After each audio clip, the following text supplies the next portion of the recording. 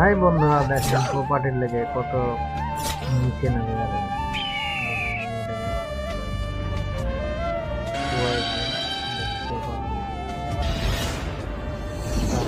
টাকা টাকার লোভে সব কিছু।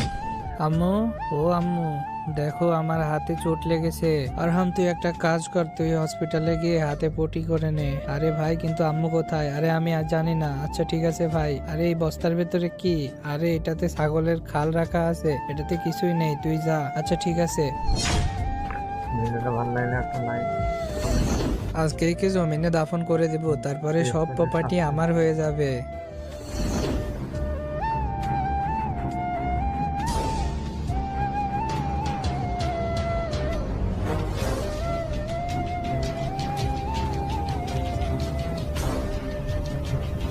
এখন থেকে সব প্রপার্টি আমার।